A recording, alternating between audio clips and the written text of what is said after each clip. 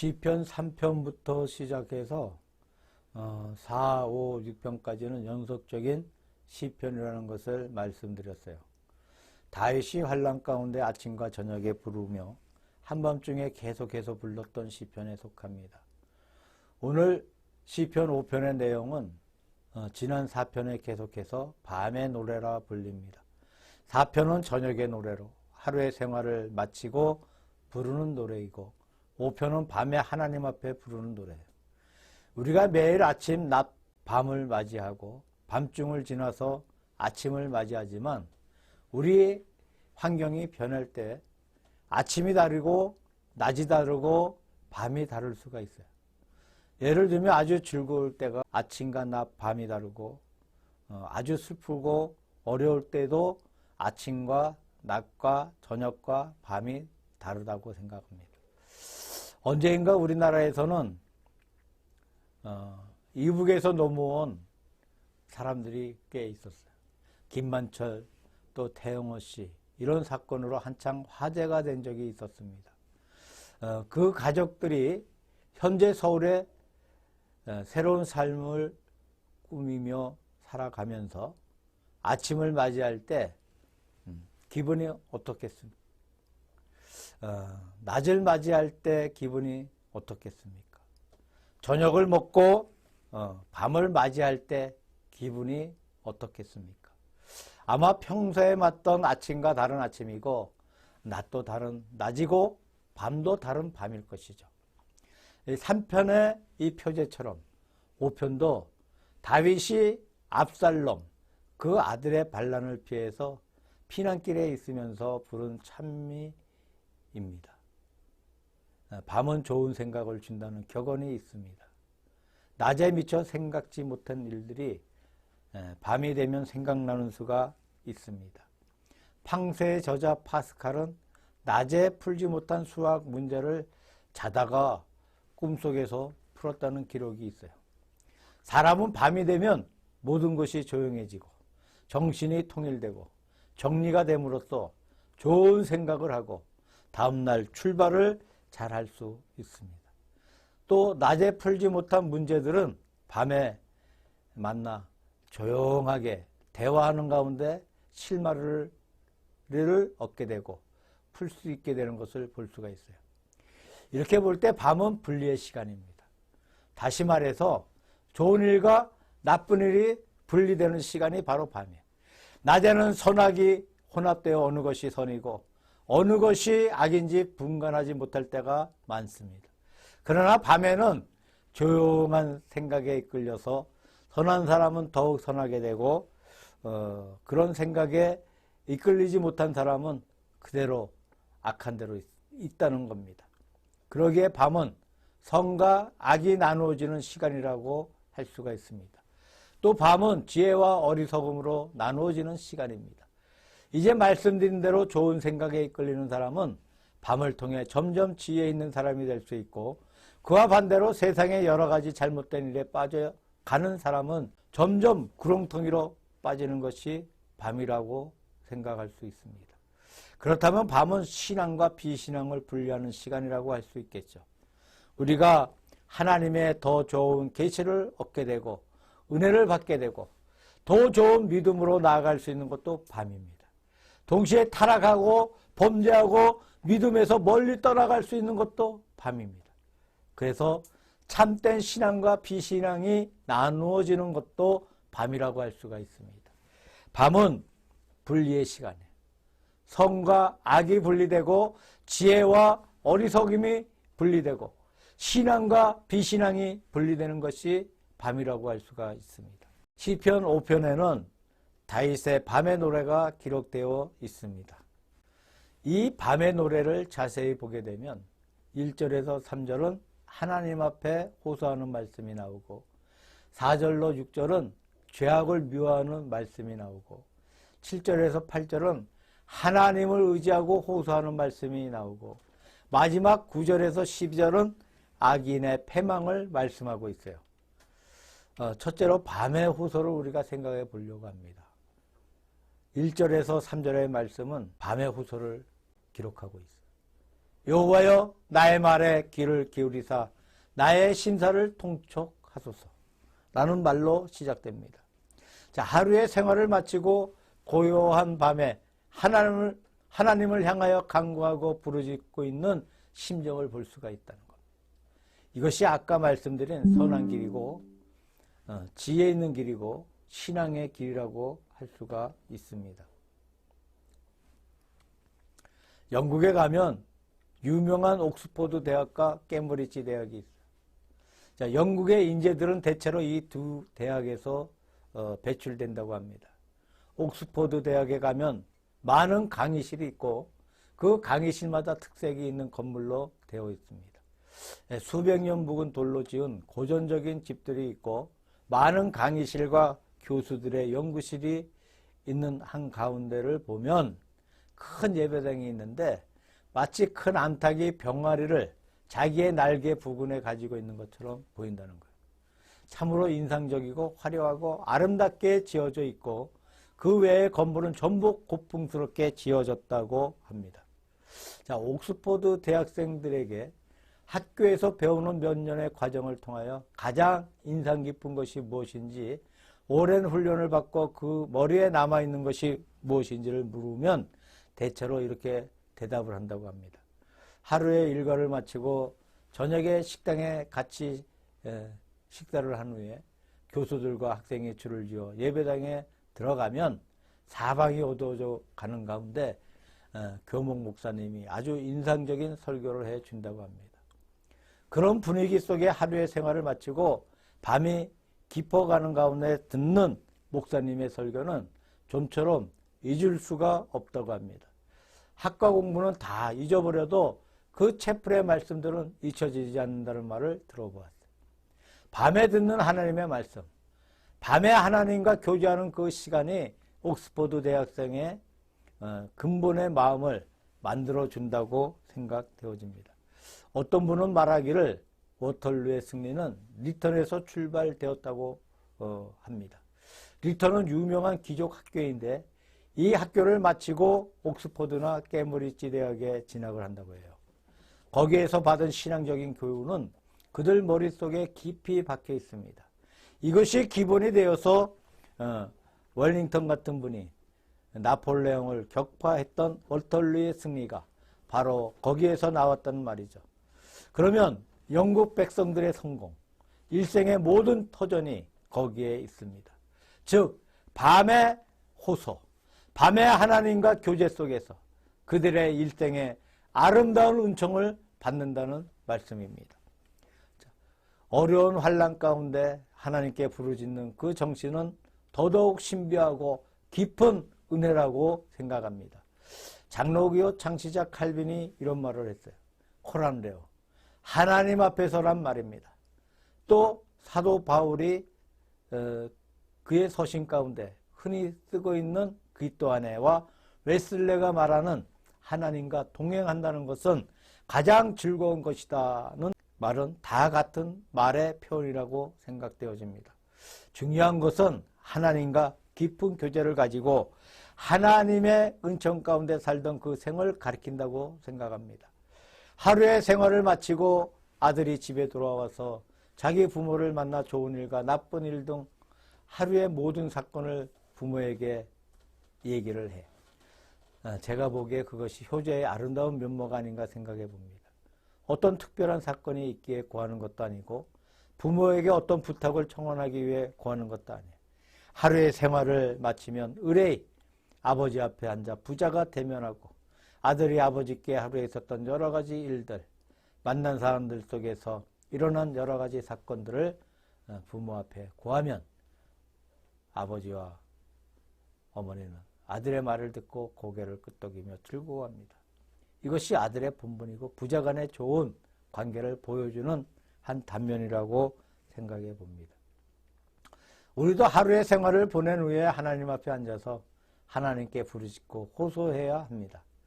본문에서 호소하는 말을 살펴보면 여호와여 나의 말에 귀를 기울이사 나의 심사를 통촉하소서라는 말씀이 기록되어 있습니다. 하나님은 내 마음속을 환하게 알고 계셔. 아무것도 주님 앞에 속일 수가 없습니다. 가릴 것도 없습니다. 미화시킬 것도 없습니다. 낮출 것도 없어. 말해도 좋고 말 안 해도 좋습니다. 우리 하나님은 다 알고 계십니다. 시편 139편에 보니까 여호와여 주께서 나를 감찰하시고 하시나이다. 주께서 나의 안고 일어섬을 하시며 멀리서도 나의 생각을 통촉하시오며 라는 말씀이 있어요. 물론 나의 모든 생활 가운데 하나님께서 모르시는 것이 하나도 없습니다. 하나님이 모르기 때문에 주 앞에 구하는 것이 아니에요. 내가 어떤 것도 가리고 속여서 일부만을 구하는 것도 아닙니다. 다 알고 계셔.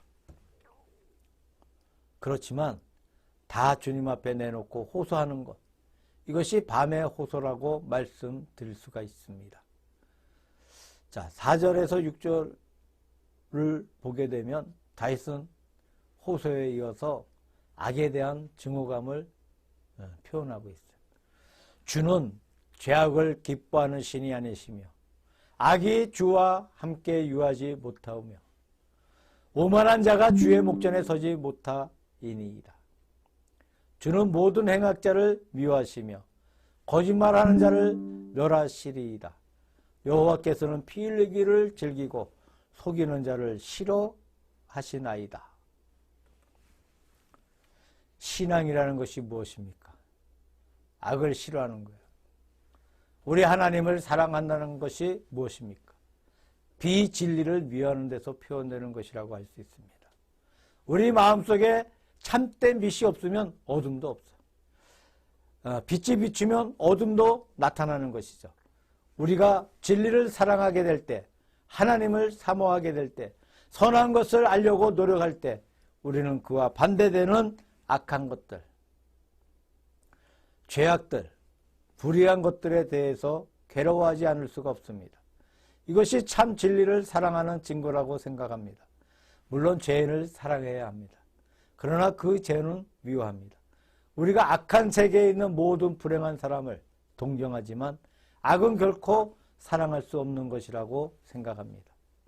악은 미워한다는 말씀입니다. 우리가 북한의 소식을 들 때마다 느끼는 것이 무엇입니까?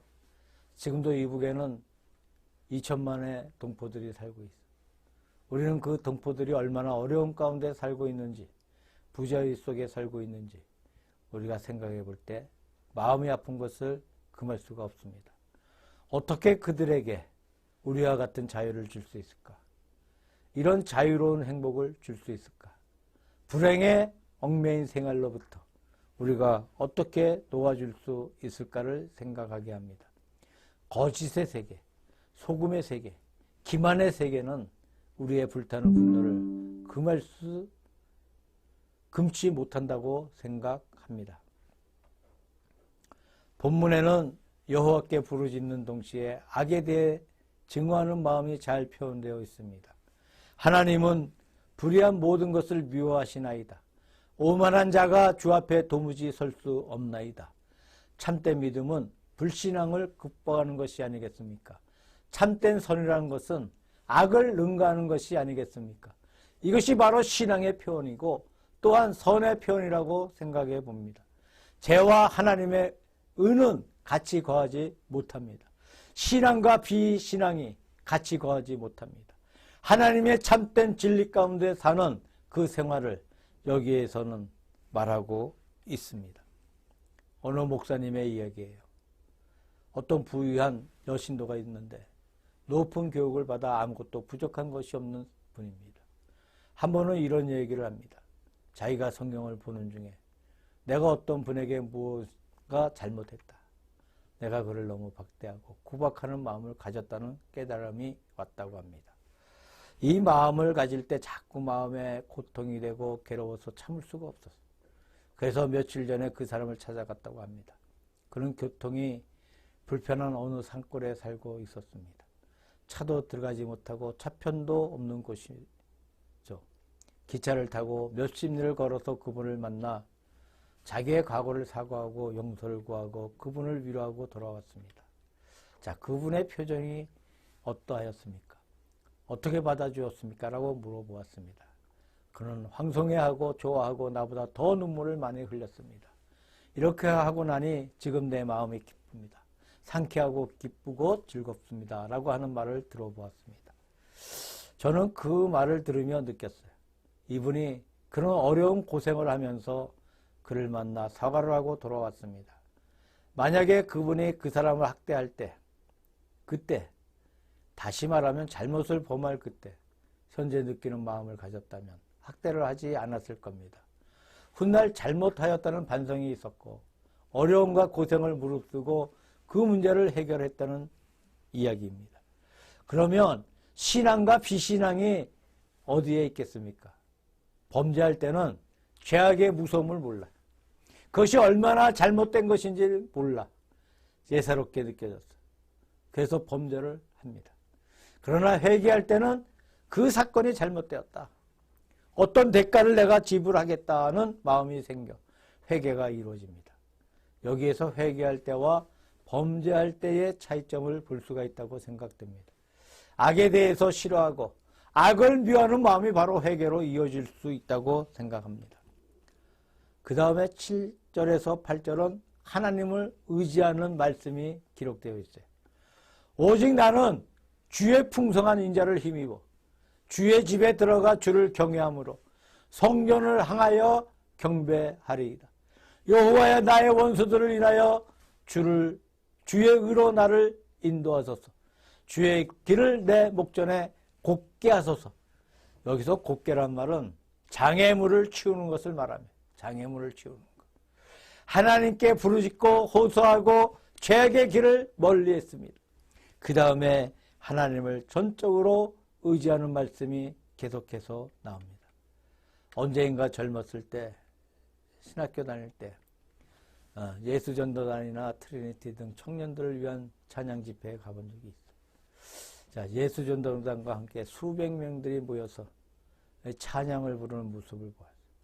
얼굴에 힘들이 넘쳐 있고 눈에는 눈물이 고여 있고 그야말로 깨끗한 음성으로 노래를 부르고 있습니다. 얼마나 아름다운지 몰라요. 거기에 비교하면 우리 기성세대는 대단히 못나 보이고 대단히 더러워 보이고 아주 나빠 보이는 것을 볼 수가 있죠. 얼마나 깨끗하고 얼마나 맑고 얼마나 아름다운지 모르겠습니다. 이 청년들이 하나님 앞에 이렇게 아름다운 시간을 바치지 못한다면 그 정열을 어디에다 쏟을 것인가를 생각해 봅니다. 그 다음에 9절에서 12절 말씀에서는 악인의 패망을 말씀하고 있습니다. 재미있는 것은 5편 전체를 보면 하나님 앞에 호소하고 죄악을 묘하고 하나님께 호소하고 악인의 패망을 말하는 밤과 낮이 교차하는 식으로 전개되다가 의로운 자를 보호하시는 하나님의 심판으로 마무리됩니다. 구절을 보면 저희 입에 신실함이 없고 저희 심중이 심히 약하며 저희 목구멍은 열린 무덤 같고 저희 혀로는 아첨하나이다. 입의 죄를 가리켜 말하고 있어요. 입이 마치 열린 무덤과 같다고 합니다. 무덤이 열려 있으면 얼마나 보기가 흉합니까? 얼마나 냄새가 납니까? 얼마나 끔찍합니까? 그런데 우리의 입이 참으로 그럴 때가 많이 있다는 거예요. 우리가 말을 가지고 범죄할 때 훗날 내가 왜 거기에서 그런 말을 했을까 하면서 자기 한 말에 대부끄러움을 느끼지 않습니까? 열린 무덤이란 추태를 드러내고 냄새를 드러내고 부끄러움을 드러내고 있다는 말입니다. 사람의 말이 어떨 때 보면 큰 해독을 주고 파괴를 주고 일을 어렵게 만들 때가 많이 있습니다. 그 말을 안 했으면 좋을 뻔했는데 그 말이 화를 가져올 때가 많이 있다는 거예요. 그 입이 열린 무덤이라는 말입니다. 그러한 자를 가리켜 10절에 하나님이여 저희를 정죄하사 자기 꾀에 빠지게 하시고 그 많은 허물로 인하여 저희를 쫓아내소서. 저희가 주를 배역함이니이다 라고 말합니다. 결국 하나님께서 그 모든 불의를 정죄하시고 화를 내리시는 하나님의 심판이 있을 것이라는 사실을 가리켜 말씀하고 있습니다. 마지막으로 11절, 12절은 의인들이 하나님께 복을 받는 모습으로 끝나고 있어요. 오직 주에게 피하는 자는 다 기뻐하며 주의 보호로 인하여 영영이 기뻐 외치며 주의 이름을 사랑하는 자들은 주를 즐거워하리이다. 여호와여, 주는 의인에게 복을 주시고 방패로 같이 은혜로 저를 호위하시리이다. 자, 이 말씀은 악에 대한 심판인 동시에 의로운 자에게 하나님의 축복이 임하신다는 사실을 가리켜 말씀하신 것입니다. 자, 톨스토이의 유명한 우화 가운데 바보 2반이 있어요. 어떤 집에 4남매가 있었는데 아들이 셋이고 딸이 하나 있습니다. 자, 장남은 대단히 훌륭하고 지식이 많아 정치가가 되기를 원했어. 과연 정계에서 한때 대단한 성공을 거두었습니다. 이름을 날렸어. 둘째 아들은 돈을 모으기를 원해 사업을 해서 많은 돈을 벌고 호화롭게 잘 살았습니다. 그런데 셋째 아들은 바보처럼 생겼어. 공부도 잘하지 못한. 그래서 그의 별명이 바보 2반이었습니다. 위에 있는 두 형은 가혹한 사람들이어서 셋째가 가질 목까지 빼앗아가 버렸어. 그래서 2반은 돈 한 푼 없이 남아 있었습니다. 넷째 딸은 벙어리가 되어서 말을 못해. 그러나 오빠들이 무시해서 돌보지를 않았습니다. 위에 있는 똑똑한 청년들은 집을 떠났어요. 그래서 정치가 되고 사업가가 되고 돈을 잘 벌고 잘 살았어요. 그런데 바보 2반은 공부한 것도 없고 잘하는 것이 아무것도 없으니까 집에 남아 열심히 농사를 짓고 일을 했어요. 그런데 열심히 성실하게 일을 하고 열심히 사니까 차차 생활이 이제 기반이 잡히고 되고 잘 살게 되었어요.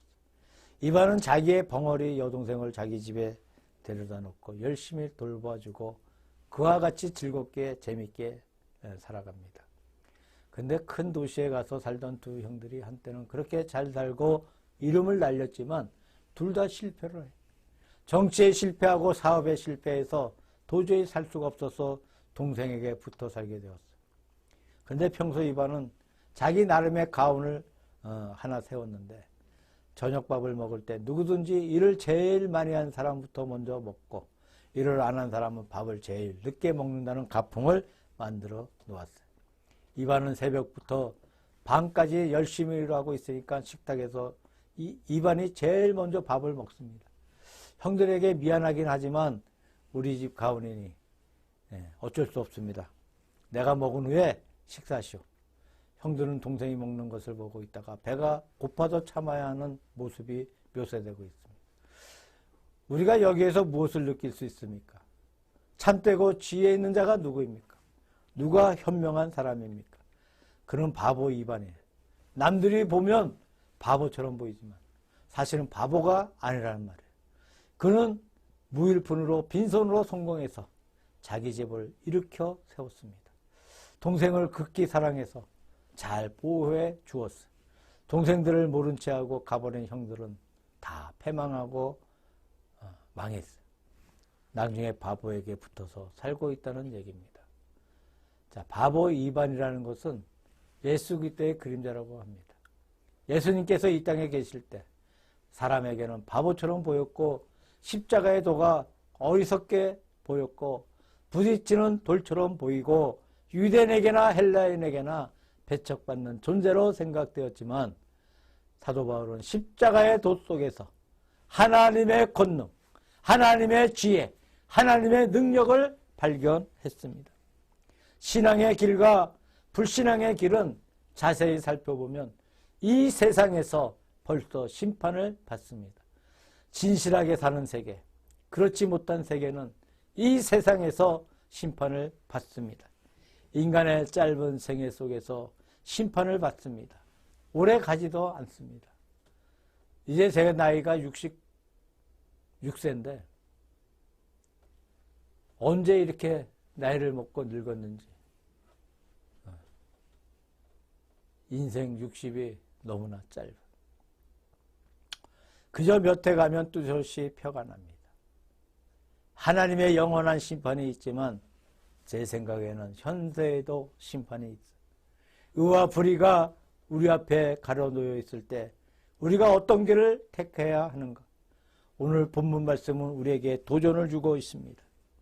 환난 가운데 다윗은 밤에 앉아서 하나님 앞에 호소하며 자기의 어려움을 하나님께서 막아달라고 기도하고 있는 것이 아닙니다. 자기 생활의 원리가 의에 설 것인가, 불의에 설 것인가, 믿음에 설 것인가, 불신앙에 설 것인가, 어느 편에 설 것인가 하는 그 사실을 조용히 반성하고 있는 것이죠.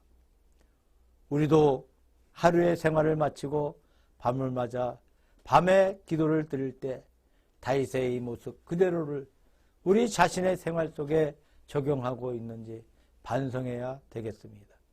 하나님 앞에 의롭게 살려고 노력하고 믿음으로 살려고 노력하고 불의를 멀리하고 악을 멀리하고 바른 원리에 살려고 노력하는 것이 우리에게 있을 때 하나님의 은총과 하나님의 복을 우리에게 내려주실 것을 믿습니다.